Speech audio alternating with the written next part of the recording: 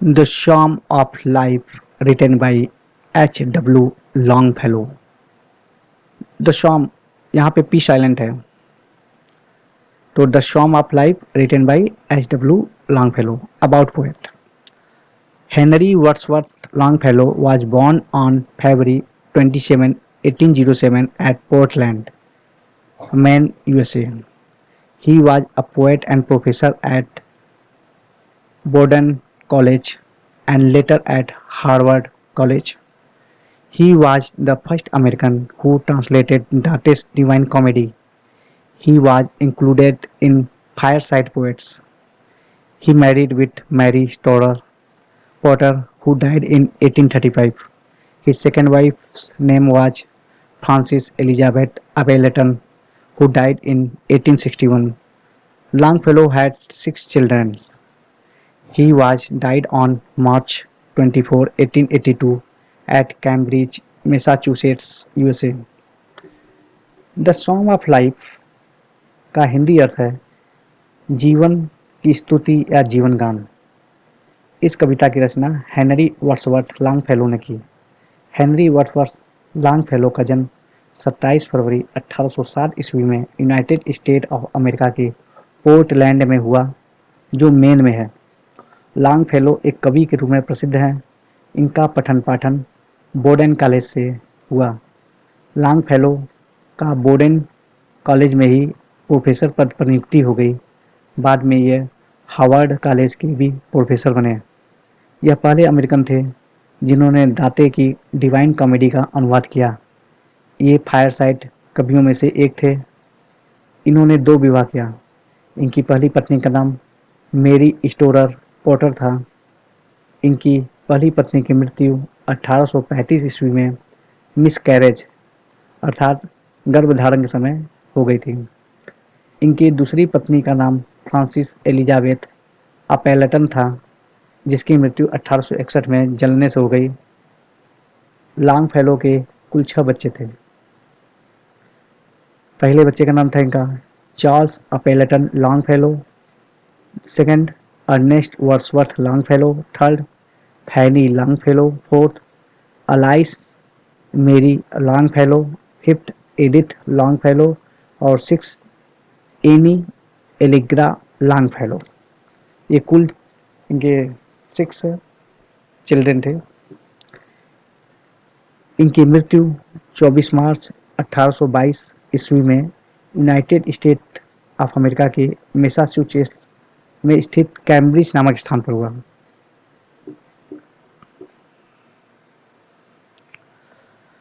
समाधान इन हिंदी चैनल में आप सभी लोगों का स्वागत है. मैं अपने आज के वीडियो में एच डब्ल्यू लॉन्गफेलो की बहु पर चर्चित कविता द शाम ऑफ लाइफ की विवेचना करूंगा. इसके पहले मैं कविता में कुछ आगे बताऊं, आप लोगों से एक विनम्र निवेदन है, कृपया करके मेरे चैनल समाधान इन हिंदी को सब्सक्राइब करें. यदि आप सब्सक्राइब कर चुके हैं तो मेरे वीडियो को शेयर और लाइक करें. मेरे वीडियो के बारे में आप ज़्यादा से ज़्यादा कमेंट करके उन बातों को ज़रूर बताएं जो मेरे वीडियो को और भी अधिक बेहतर बनाएं. आपका छोटा सा कमेंट मेरे लिए अमूल्य होगा. धन्यवाद. तो चलो अब आगे की ओर बढ़ते हैं. सर्वप्रथम मैं इस कविता के बारे में आपको समझाने का प्रयास करता हूँ. द शाम of life. This poem is very inspirational. The poet says that life is real. It should not be end of life.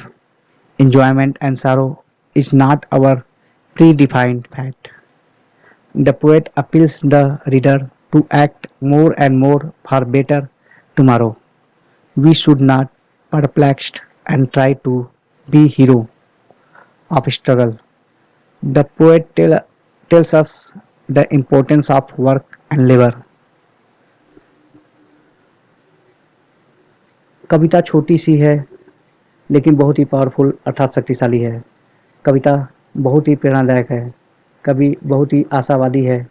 कवि कहता है जीवन वास्तविक होता है. मृत्यु हो जाना जीवन का अंत नहीं है. सुख या दुख का आना हमारे पूर्व निर्धारित भाग्य का निर्माण नहीं करता.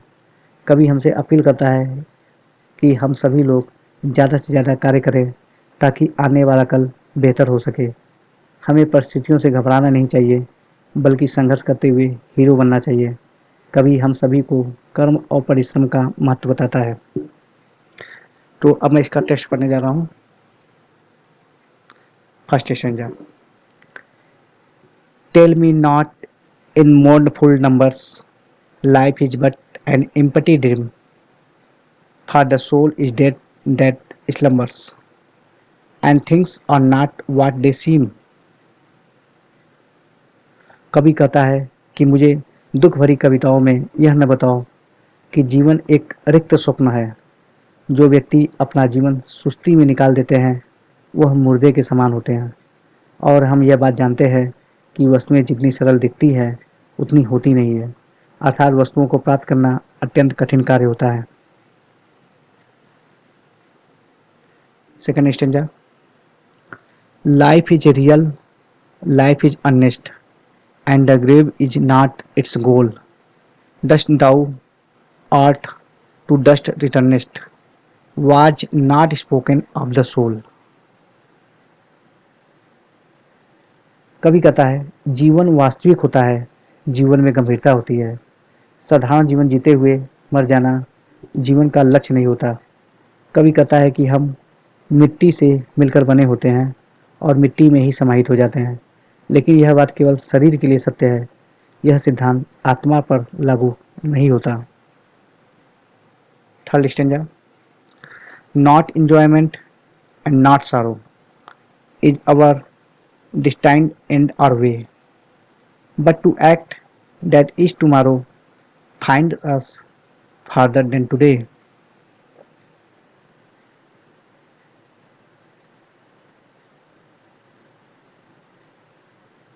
कवि कहता है सुख या दुख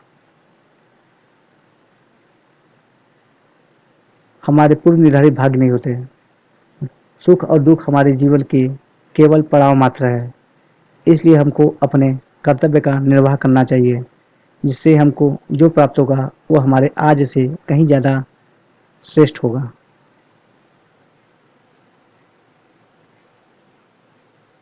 fourth stanza. Art is long and time is fleeting, and our hearts though stout and brave still like muffled drums are beating funeral marches to the grave. कला अर्थात ज्ञान प्राप्त करना एक लंबी प्रक्रिया है। इसमें समय बहुत तेजी से बीत जाते हैं। हमारा दिल मजबूत होता है और हम बहादुर होते हैं, फिर भी यह उस कपड़े लगे ढोल के कमज़ोर आवाज़ होते हैं जिसे मृत्यु के उपरांत मुर्दे को ले जाते हुए बजाया जाता है। कहने का तात्पर्य यह है कि जीवन छोटा होता है और हमें इस छोटे से जीवन में बहुत सी चीज़ प्राप्त करने होते हैं। Next stanza. Fifth stanza. In the world's broad field of battle, in the bivouac of life, be not like dumb driven cattle, be a hero in the strife. कवि इस संसार को एक चौड़ा युद्ध का मैदान मानता है और हमारा जीवन इस युद्ध के मैदान में तंबुओं की भांति होते हैं। कवि हमें सलाह देता है कि हम गूंगे पशुओं की तरह दूसरों द्वारा नियंत्रित न होकर बल्कि एक हीरो की तरह इस युद्ध के मैदान में संघर्ष करें, अर्थात हम इस जीवन को अपने विवेक से बिना किसी के द्वारा नियंत्रित हुए अपने मन मर्जी के अनुसार जिए। Next stanza. Sixth stanza. Trust no future however pleasant, let the dead past bury its dead, act in the living present, heart within and God overhead. कभी हमें वर्तमान में जीने की सलाह देता है। वो कहता है भविष्य पर विश्वास ना करो, चाहे वह कितना भी सुखद प्रतीत होता हो।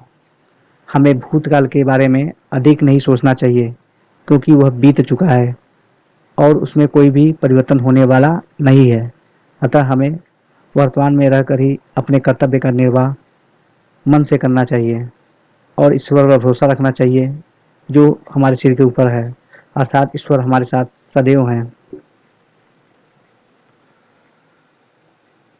7th stanza, lives of great men all remind us we can make our life sublime and departing leave behind us footprints on the sands of time।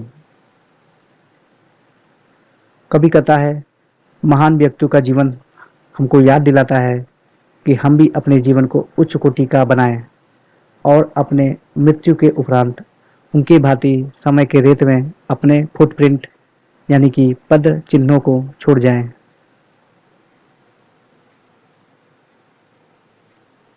8th stanza, footprints that perhaps another sailing over life solemn men and forlorn and shipwrecked brother seeing shall take heart again।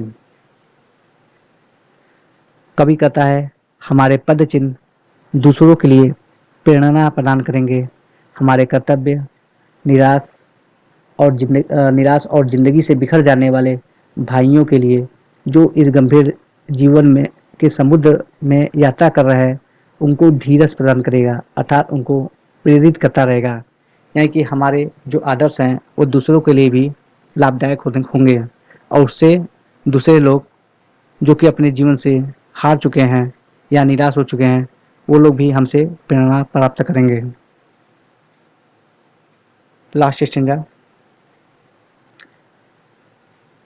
let us then be up and doing with a heart for any fate, still achieving, still pursuing, learn to labor and to wait।